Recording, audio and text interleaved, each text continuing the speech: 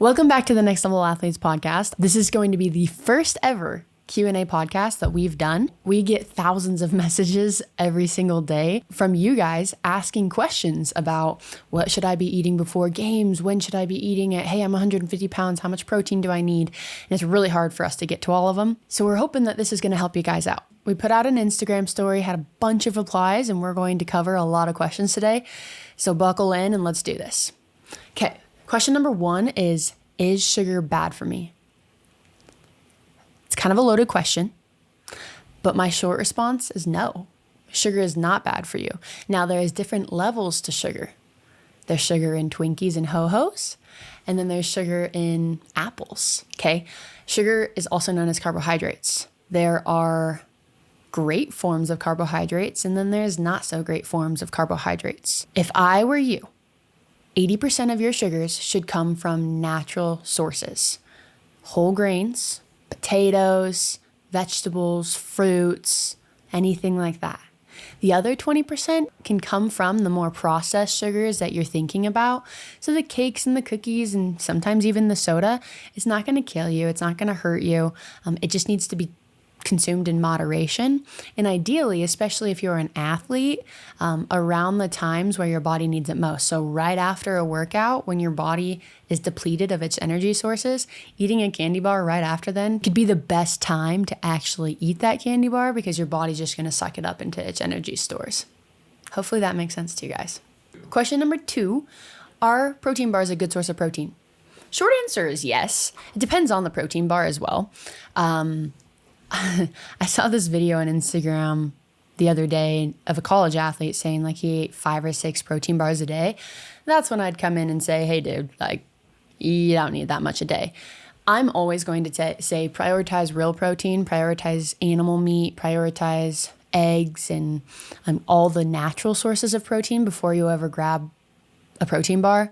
5 or 6 a day. I mean, for one, they have a lot of protein bars have like artificial sweeteners, which isn't necessarily bad, but they can hurt a lot of athletes' guts. Number 2 is whey protein. It can cause digestive issues as well. So if you're having 5 to 6 a day, it's probably not going to be very good for your gut or for your performance. So yes, protein bars are okay. Eating 1 a day, that's great, especially if it tastes good, right? It's a fun little treat. But I would say get most of your protein sources from real animal meat, from eggs, from dairy, from great sources. And then if you want to grab a whey protein bar or, have a protein shake every once in a while, that's great too. Another thing when it comes to protein bars and getting your protein from bars and powders and supplements and stuff versus real food.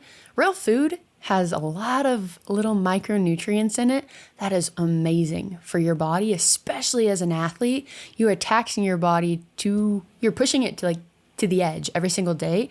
And not only do you need the carbs, the fats, and the protein for it to repair itself and for it to feel its optimal best, you need those little micronutrients, which are the vitamins and minerals. And so meat, it has a lot of great micronutrients. It has iron, it has vitamin B, it has all of these amazing micronutrients that your bodies need as athletes. So don't skimp out on that. You definitely don't want to replace all of your protein with protein bars. Question number 3, what should you eat during a game? Carbs. Carbs, sugar, carbs. I'm not saying you have to be eating a candy bar in the middle of a game, although depending on the game, some kids do really well with Skittles or gummy bears, and so that's fine. If it's between fruit snacks and Skittles, I don't see them being much different. Just because it has the word fruit in it doesn't mean it's going to be always super healthy. Fruit snacks are pure sugar, so is Skittles. So it's the same thing. But if you're going for a more natural source, which I would recommend, applesauce, fruit leather, dried mangoes, any of those are going to be fantastic carbohydrate sources during a game in the middle of halftime. And I know it might be a little like taboo or weird to like bring a snack to eat at halftime, but just like tell your coach, like, don't worry, you're going to thank me because of how I'm going to play in that fourth quarter for you. Okay. So, and if you really don't want to eat something, then that's when you can look into having a sports drink as well. Like a Body Armor is a good source. I think it's a little bit cleaner than Gatorade or Powerade. But if you only have Gatorade or Powerade, make sure you don't get the zero sugar kind. Make sure you're having the one with sugar in it. Because again, those sugars are the carbohydrates, and the carbohydrates give you energy. Carbs equal energy when it comes to game time play. You always have to remember that. So now I'm going to back up a little bit and explain why. So yes, you need carbs in the middle of the game, but here's why. Your muscles have something called glycogen storages in them. It's in your muscles and it's in your liver. Okay, these glycogen stores, I'm going to call them little muscle energy tanks. Okay, little energy tanks. These energy tanks need to be filled up with fuel. The way that they are filled with fuel, the fuel that is used in them is carbohydrates. So if you're not eating carbs before a strenuous game or during a strenuous game, and then all of a sudden you hit the wall or you slump off or your performance starts sucking, the reason why is because your energy stores are depleted, your gas tank is basically on empty, and you need carbohydrates. The minute you put some carbs into your body, I promise you, you are going to feel so much better because your body is needing the fuel. It's needing to gas up or fuel up. Just like you couldn't go very far on a gas tank that's empty, you can't do that with your body either. Next question. Should I fuel before practice? I've got a question for you, whoever asked this question. Should you breathe during practice? Yes. Yes to both answers. And I don't mean to like be mean about that, but like it is so important to eat before practice. A lot of people say like, oh, I feel so sick eating before practice. I feel so sluggish and heavy. You're just probably not eating the right things and your body's just not used to it. An analogy I always like to use is like when you're starting in the gym, lifting, you're going to hate it. Like, it's not very fun. You're freaking weak. You don't know how to do the form right. Like, you don't know how to do the lifts. It's just sucks. But time after time that you go, you get a little bit better. You get a little bit stronger. And then all of a sudden, instead of benching the bar, you can put 25s and then 45s on. Like, you can get better and better as you go. Your body adapts. Your body is so smart. It's going to do the same with food. So if you're like, I cannot eat anything before practice, here's my guidance to you. First thing you want to do, start small. Second thing you want to do is make sure it's carbohydrates. So if you have 90 minutes before practice, you probably want between 50 to 60 carbohydrates. The way you can get that is through a granola bar and then a few dried mango slices. You could also do a banana and a PB&J. It can be something so simple and so small until you're able to kind of work your way up and have even more so that you can be fueled even more during practice. So I'd say yes, fuel before practice, start small, 50 to 60 grams of carbohydrates beforehand. And then you can also drink carbs during practice. And so that's where a sports drink can be really helpful as well, like we talked about during games too. Next question, what are the best snacks to eat during practice? Pretty much the same that we talked about during games, really. You're working yourself in practice just like you would work yourself in a game. Your body is being pushed. You're super high intensity.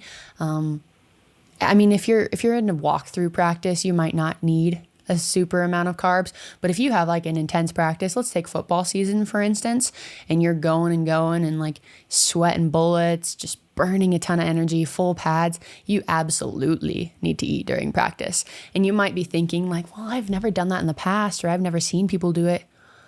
Okay, like, do you want to keep playing how you have in the past? Do you want to play better? And if the answer is you want to play better, then start eating something before and something during practice. And like I said, just simple carbohydrates. And there's these little honey sticks or honey packets. Those are great options too if you don't love to like have something to chew on during practice, because I totally get that. Anything that you can slurp up, like I said, the applesauce go-go squeezes or even the honey packets or honey sticks, those are all great options. Okay, what do athletes need to know about creatine? You guys have probably heard me say this. If you've been following me for a while, you've probably heard me say this a lot. But if you are not eating 3 meals a day and maybe 2 snacks a day, if you're not focused in on your micronutrients, so say that you're the person eating 5 to 6 protein bars a day, I would first say, get dialed in on your nutrition. Every single meal needs to have a healthy source of carbs, so like rice or quinoa or potatoes, a healthy source of protein, some type of meat, a healthy source of fat, whether you cook your meat in some fat, some avocado on the side, and then you want, technically, fruits and vegetables are carbohydrates, but I always put them in their own category, and then you want at least 1 fruit and 1 vegetable. If your plates don't look like that fairly often, I personally don't think you should be looking into creatine, just because like the amount of progress you're going to see by eating enough food and eating the right types of food far outweighs the benefits creatine will do for you or will have for you. That being said, Creatine is freaking awesome. Creatine is so well studied. It is very effective and it's very low risk. It's very safe. A lot of people ask me like what age you should be having creatine around. Adolescence, it hasn't been studied a ton. So my personal opinion is wait till after puberty. Once you've hit puberty, it's probably a great time to start having creatine. Make sure you're drinking fluids with it. But what you need to know about creatine is it's one of the supplements that actually work. Most of the supplement companies, they're not regulated by the FDA. Okay. So a lot of these supplements that people are trying to market and sell to you guys, if they seem too good to be true, they probably are. But creatine does its job. Just a regular good old creatine monohydrate, 3 to 5 grams per day. It's going to help you gain more muscle. It's going to help you go harder and longer in the gym. Like if you're a sprinter, it'll help you maintain your top speed just a little bit more. It's kind of like a little power boost in a video game. It's really great for the benefits it has, but you always got to make sure that you're squared away on your nutrition before you even look into the supplement world, because it's really not going to make that big of a difference if you're not doing your nutrition first. Okay, stepping off my soapbox of that one. Let's go to the next question. How does sleep impact my performance? Okay, so sleep. I won't get too in the science with it today, but there's been studies done. I can link them here. I'd have to go back and find them, but they're pretty reputable studies. And they've seen that athletes who are getting less than 7 hours of sleep per night for a span of 14 days in a row have like a 50% higher chance of getting injured. 50% chance just because they can't go to bed on time. That's insane. And that's 7 hours, guys. 7 hours is not very much time. Like sleep of champions, in my opinion, is 8 to 9 hours a night, sometimes even 10 if you're really working your body. Sleep is basically like you would never forget to plug your phone in at night because it recharges it so you can use it the next day. Going to sleep is basically like plugging in your body at night. Like your body needs a restorative period. It needs to rest. It needs to recover. There's hormones that are released in your body when you're sleeping that allow your body to repair itself and to heal itself, especially if you're really like in the middle of a very intense season or lifting really hard, which all of you athletes are, like you never stop. So sleep needs to be prioritized. A lot of times that's going to have to be time management stuff because you guys are busy. You're gone from 8 a.m. to 8 p.m. and then you got homework. So a lot of it has to be like manage your time wisely. And I know that kind of sucks as a teenager, but the ones who are managing their time wisely are the ones who are also succeeding at the next level when they get to the college level as well. Because you're not going to get any less busy there. It's going to get even busier. So sleep's super important. It'll reduce your risk for injury. It'll help you gain your muscle. It'll help you improve your training and your performance. Don't sleep on sleep. If you're having a hard time getting to sleep, here's some tips. Number one, and you're going to hate this one, put your phone away at least 30 minutes to 60 minutes before bed. The blue light from your phone basically just leaves your brain super active and it makes it hard to shut your brain down. The second one is turn off the overhead lights in the room. These all come from Dr. Andrew Huberman. He's awesome. He has a podcast as well, solely on sleep, so you could go look that up and hear all of these. But he recommends like the overhead lights, turning them off and like turning on some lamps or some lights on the floor, some night lights can be a great option. The third thing is just allowing yourself to unwind for 30 minutes. So that could be an awesome time for you guys to get your stretching in. Probably a lot of you aren't rolling out and stretching maybe as much as you want to be. So that could be a great time to do that. Reading a book, maybe listening to some calming music just to get your brain in the state of like, okay, it's time for sleep. Making small routines like that can be really great. And then one more thing is studies have shown that like eating some carbohydrates before bed can also help you have a deeper sleep at night. Most of my athletes are all eating a very carb-heavy dinner, so that shouldn't be a problem for you guys. All right. What's the best way to grow muscle as an athlete? Number one, you've got to be training, and you've got to be doing the right kind of training. What I mean by that, if you are not strength training, it'll be pretty much impossible to gain muscle. Okay. But as an athlete, you guys want to grow the right types of muscle. This is very like simple terms to put it in. I call it explosive muscle versus empty muscle.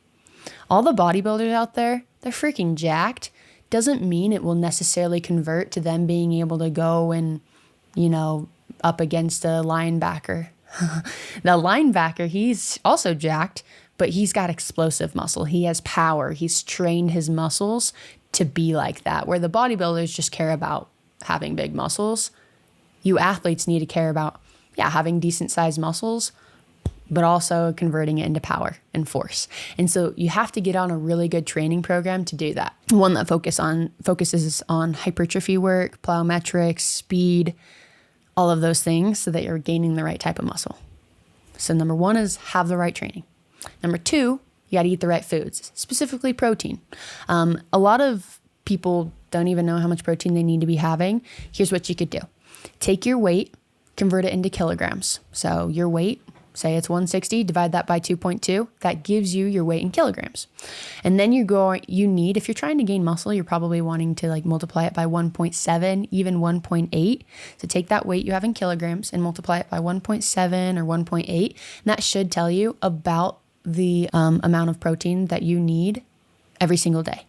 It should be a little bit shy of 1 gram per pound of body weight. You probably don't need that much, especially as an athlete, because this is another myth. Protein's really important, but protein's not the only important thing. If you're eating enough protein but not eating enough food in general, you're never going to be able to gain the weight. So make sure you're eating enough protein, but that you're also eating enough food for your activity level and that you're not burning more calories than you're consuming. Okay? Number 3, I just talked about it, but sleep. It's going to be really hard to gain muscle if you're not sleeping well and if you're not getting that restorative time for your body. So get your sleep in. I don't need to go over that again. You guys already heard that. Should female athletes also lift heavy weights and eat more? Absolutely, dude.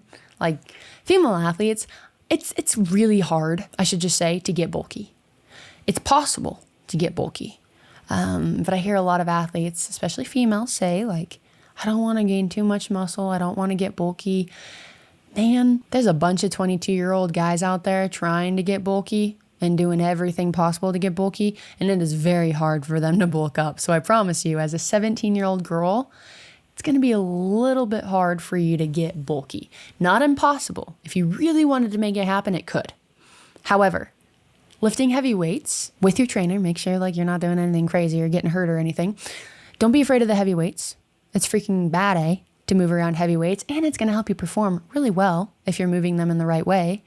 And then eating enough food, I promise you, you're going to look and feel better than you ever have before if you're eating the proper amounts of food that your body needs. 99% of my female athletes, when they start working with me, they're under eating, and not because like they're meaning to, just because you guys are busy and it's hard to get it in. And so sometimes like your body, you go, and you maybe only eat 1 to 2 meals a day with like one small snack. And it's just not enough. Okay. Like you're putting your body at risk for injury. You're not going to be seeing the results that you want to be seeing. Food is magic when it comes to eating enough and seeing the performance that your body gives you when it has enough fuel in it. So, I hope I've convinced you guys to give it a shot and just start with like eating 3 meals a day and then add 2 snacks in there. And then once you're there and you're like, wow, I feel like I can still eat more, you can add even more food to those meals. Your body will adapt. It's pretty freaking cool. What causes bloating and how can I fix it? It's kind of a loaded question. There's a lot of things that can cause bloating. For one, if you are maybe not lactose intolerant, but sensitive to lactose or milk, that can definitely cause bloating. I've seen people be sensitive to artificial sweeteners. So if you're eating a lot of things with like 0 sugar, there's still artificial sweeteners in there. And that can sometimes cause bloating and some gut issues. There's been, with the bloating too, sometimes, and I don't want you guys to be scared of this, sometimes certain vegetables, for instance for me, cauliflower, it causes a little bloating. TMI, but it causes a little gas too. And some vegetables just don't sit well as others. And so it's totally okay to like tweak it, maybe look back and say like, wow, I feel really bloated today. What did I eat? Oh, I ate cauliflower. Weird. I'm going to try it again tomorrow and see if the same thing happens. And if the same thing is happening the next day, then all of a sudden, you know, okay, cauliflower doesn't really work for me. Let's try broccoli next time. And you kind of just learn your body. So that would be probably my biggest piece of advice when it comes to figuring out bloating. Check your artificial sweeteners. Make sure you're not sensitive to like gluten or lactose, and then just kind of be your own little detective when it comes to figuring it out. Also, I should say that like drinking adequate amounts of water, at least half of your weight in ounces a day is what you want to be going for. So if you're like 160 pounds, you need like 80 ounces at least. And that can help with bloating a lot too. So that's a really good question. I have to eat 150 grams of protein a day. It's hard for me to get that much in. Any advice? I've paid attention a lot to how much protein I get. And I usually go between like 130 to 150 every single day. There's a time when I got pregnant with my little boy where I couldn't eat more than 20 grams a day, and I kind of got out of the habit of it. And this last winter, I was struggling getting enough protein in. It was really hard for me. And I'm like, this used to be a piece of cake. Like what's going on? My body just doesn't want this. I don't feel like protein. And then I was just like, you know what? I'm just going to add kind of one small thing every day and build my way up to the 140 that I used to be. And that's what I did. So I started, I'm like, okay, I might only be at 100 grams a day right now, but that's all I can really take. And then the next week I was like, okay, I'm going to add a beef stick in. And then, let me add maybe like a shake in, and then some Greek yogurt in. And then all of a sudden I was at 140, no problem. So if you give yourself time to just build up to that amount, that's great. So some recommendations that I would have as far as protein sources, obviously meat is going to be super easy, like adding some cooked chicken, just even 2 ounces of cooked chicken, like not that much, is going to give you 10 extra grams of protein. That's a very easy way to bulk it up. Another option is using egg whites. So say that you're making pancakes or something. I always like to sneak extra protein in by using egg whites or something of that sort. Another option is like, it's okay to have a protein shake a day. And so I really like using Fairlife chocolate milk. And then it tastes like a milkshake, guys. You should try this. Fairlife chocolate milk, Clean Simple Eats protein. And no, they're not sponsoring this or anything. I just really like how it tastes. Clean Simple Eats protein, any flavor. I like the mint chocolate. And then like you could put like some almond butter in there and maybe a banana. And then you blend it up with some ice, and it's so freaking good, and it's like 45 grams of protein. So there's a lot of different ways, creative ways. A lot of people on Instagram who have fun ways to get protein in. It shouldn't be too hard if you kind of just build your body up to it. What's the difference between training like an athlete versus training like a bodybuilder? We've kind of talked about this one already. An athlete trains for performance. A bodybuilder trains for the muscles. Neither is bad or anything. It just depends on what your goals are.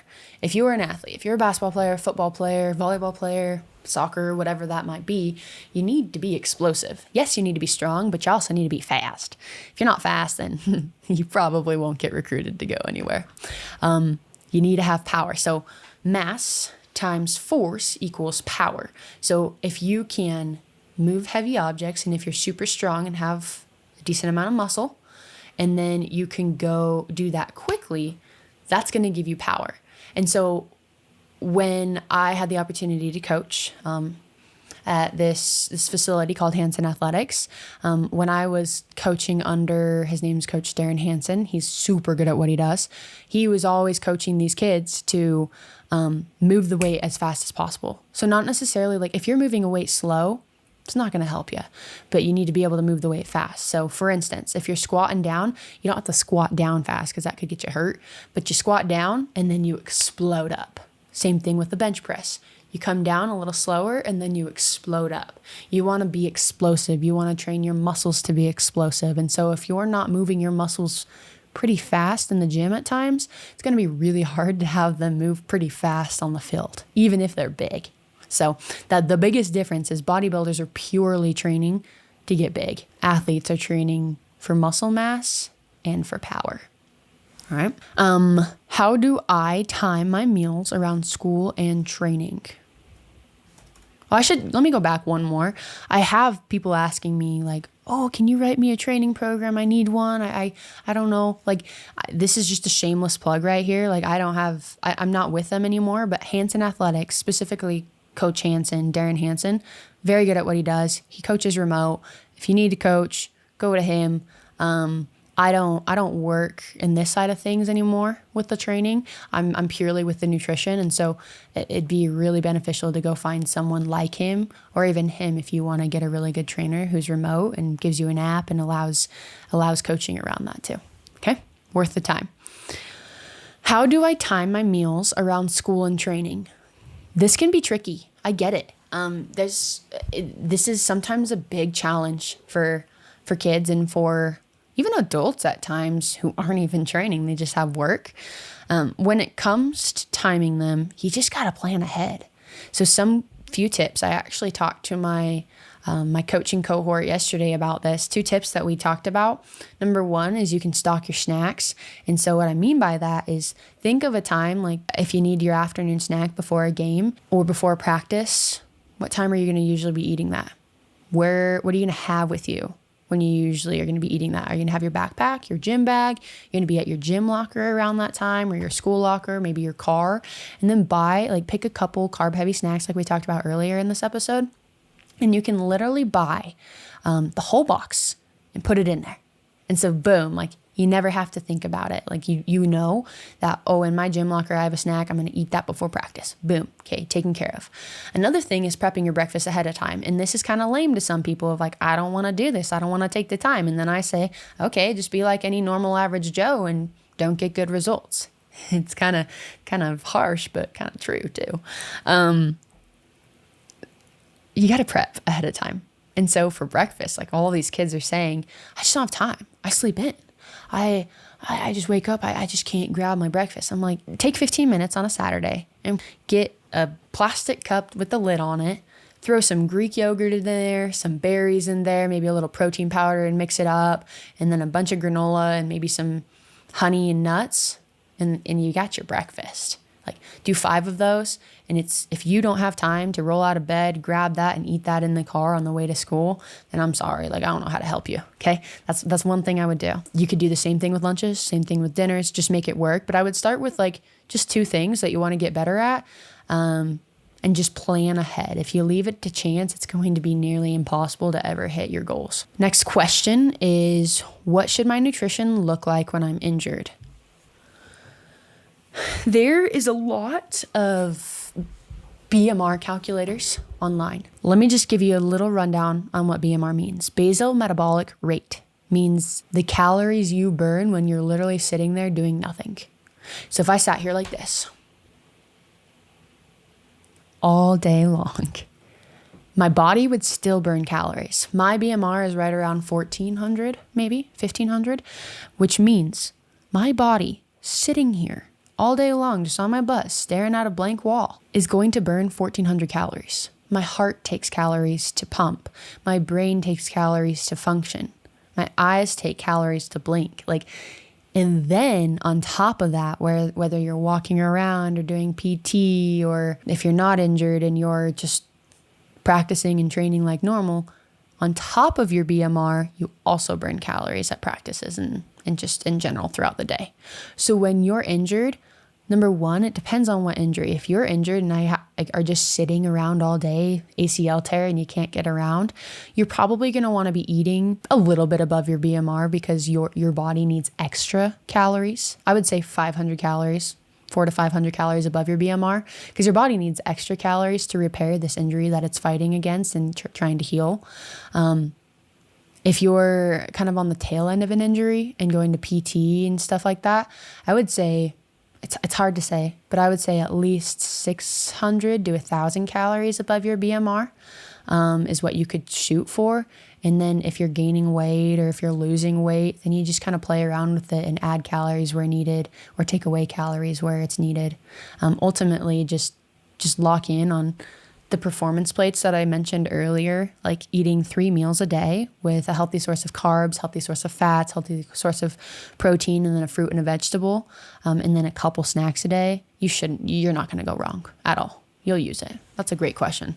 Whoever asked that question, I hope your injury goes well, or your injury recovery goes well. Injuries suck. How do I fuel for a tournament? A lot of you have probably heard of the 42101 that we've talked about. It's a game day fueling strategy. You can also use it for practice. I'll just explain it really fast. If any of you haven't heard of it, I actually don't know if we've come out with a podcast of this yet, so we can do that soon and break it down in detail for you guys. But just a brief overview is 4 hours out from your game time or your practice time, you want to be having a full meal. the performance plate that I just talked about. 2 hours out, you want to be having a carb heavy snack. We talked about that earlier, very early into this in this podcast. 1 hour out, you want to be having a good source of electrolytes. So like Dr. Andy Galpin talks about before exercise, having about 500 milligrams of sodium before your workout, and then 500 milligrams after. I always have my athletes have about that. And then during, it's going to depend on, the activity you're doing. Is it indoor, is it outdoor? What's your sweat rate like, etc. Going back, I got off on a tangent. 4 hours out, full meal. 2 hours out, carb heavy snack. 1 hour out, electrolytes, specifically sodium in this case. So, like a liquid IV would be a great option with about 12 to 16 ounces of fluids. And then 0 is during the game, during the tournament. 0 is like every single hour you need roughly 30 to 60 grams of carbohydrates. Now that's for like a one standalone game. If you have a tournament, most tournaments start early. Most of the time you're starting at like 7 or 8 a.m. I'm never going to tell you to get up at 3 or 4 a.m. to practice or to start eating your full meal. I would just say to, number one, have a really good meal the night before. Make sure it's that performance plate, great source of carbs, lots of carbs, good fluids. And then when you wake up, say most of you should be up about 2 hours before your first game. Just even if it's an hour and a half before your first game, have that carb heavy snack. And then in the 1 hour section, when you're doing your electrolytes, I'd probably have an extra snack, like a granola bar or something to kind of top you off. And then during the tournament day, I always tell my athletes to use the 1-to-1 rule, which is for every minute you have in between your game, you want to equal the amount of carbs you're going to consume. So if you have 30 minutes in between your basketball games at a tournament and you want about 30 grams of carbs, which is literally like an apple. If you've got an hour, then you want about 60 grams of carbs. And then I say if you have more than an hour and a half is when you can start sprinkling in some protein there just to help your recovery and your muscles and stuff like that. That's when you can like add a beef stick in there with your carbohydrates. And then if it's 2 hours out, then just have like a sandwich, a full meal kind of thing. Hopefully that helps with your tournaments. That's a great way to get started. How do I know if I'm overtraining? There is something formerly called the female athlete triad, but now it's called Red syndrome. It's when athletes are not necessarily overtraining, but underfueling. It's really hard to overtrain unless you're A, not eating enough food, or B, not giving yourself adequate recovery, which food plays into that. Food helps with recovery. If you are constantly getting stress fractures, if you're constantly being sore or have super bad energy throughout the day and don't feel like you're ever rejuvenated, you're probably under recovering and under fueling, which then makes it so you're overtraining. If you increase your food intake and you make sure you're focusing on your sleep and your recovery, then you're going to feel a lot better. You're going to get better sleep. You're going to be able to have higher amounts of energy, and you'll be able to actually train harder than what you were able to do before. So a lot of you, I don't think a lot of you are overtraining. I think most of you are just under recovering, and food plays a big part of that. Okay, so we're going to do 3 more questions in this episode. This has been really fun. We're going to have to do more of these. This is awesome, being able to answer these questions. Okay, this one says, are macronutrients or micronutrients more important for athletes? Little lesson for you guys. Macronutrients, macro means big, which means you need them in big amounts. Micro means small, which means you need them in smaller amounts. Macros are made up of fats, carbs, and protein. Macronutrients, aka macros, equal fats, carb, and protein. Those all have specific amount of calories that they add up to, which give you your overall calories for the day. So when someone says, I'm tracking calories, they're basically tracking fats, carbs, and protein without knowing it. When someone says they're tracking macros, they're tracking their calories, but just more dialed in, which is going to give them better results because they're getting adequate amounts of protein and stuff. Micronutrients are your vitamins and your minerals, so which is very important too. If I had to choose between the two, I would say macronutrients all the way first. If I just had someone taking pills to get their micronutrients in and they weren't focusing on their macronutrients and weren't eating anything, they'd wither away. Like, you can't do that. But if you're focusing on your macronutrients and getting good sources of food, like the whole foods, meats, fruits, vegetables, potatoes, grains, you're naturally going to get most of the micronutrients you actually need. So if you're focusing on macronutrients, just getting good sources of carbs, fats, and protein in, and having those be whole foods, that's going to get you so much farther than just like being super anal over here with your micronutrients. Okay, last two questions combined. We can talk about myself a little bit. I get questions all the time with people asking like, okay, what sport did you play? And how did you get into what you're doing? So kind of question number one is I played basketball. I'm a basketball girl. I'm a hooper. It was so fun. I played at Colorado Mesa University. It was a great time. I'm very religious, and I decided to go serve a mission for my church. And I lived in Brazil for a time, which was so fun to live in a new culture and to, meet new people and talk about God. I loved it. When I came home, I started dating and got married to my husband now. And he and I decided that I'd kind of hang up the jersey and not play anymore, which was really hard at the time because I didn't know that my last game would be my last game. And all of you probably can relate to that. Like I poured so much time and so much effort into that sport. And I'm like, man, like that sucks. It's kind of just like a page got ripped out of my book. So, and it just like, it never felt like I had closure. As funny as that might sound, then my relationship with basketball was big. We spent a lot of time together. So I started going to school at another university in Idaho, and I started studying exercise physiology, and I loved it. I loved the body. I loved performance-based stuff. It was just so cool to learn about. And I also loved nutrition. And so I studied exercise physiology and nutrition in college. And during that time, I was like, you know what? Like, I'm pretty good at this stuff. I'm going to just start, a little weight loss coaching business. And so I started just working with men and women, and people would hire me, and I'd put programs together for them. I'd help them with their macronutrients, like tracking their macros, and started seeing cool results. I did that for a few years, and it was fun. I liked it. But there was also kind of just like that longing to be back in the sports world. Because like I said, I had just kind of been ripped myself away from it without having closure. And I remember telling my husband, I'm like, man, in another life, I would have done this. And he's like, are you kidding me? Like we were in our very early 20s at the time, and I think 23. And he's like, you're 23. What are you talking about? And I'm like, yeah, you're right. And so long story short, started working at an athletic performance center. I was the head nutritionist there, got some awesome results with all these kids. I started my Instagram, and just have been educating myself and working with kids, getting awesome results, launched Next Level Athletes, and here I am. So it's been a long journey, but it was really cool because I feel like it came full circle with my basketball moment. Even though like I don't actually play, I kind of live vicariously through my athletes now and through all these athletes who are running for Notre Dame or Houston or going to UCLA, like all these incredible athletes. I just get so much joy working with them. So thanks for asking that question for whoever did. That was really fun to answer. So thank you for being here on this podcast today. I appreciate you guys being here. I appreciate all your support. Please continue to ask questions. Let's blow this. Let's blow the knowledge of nutrition and especially sports nutrition and athletes and food as fuel. Let's blow it up. Let's make it so you guys are seeing the results that you deserve. Thanks for being here. See ya.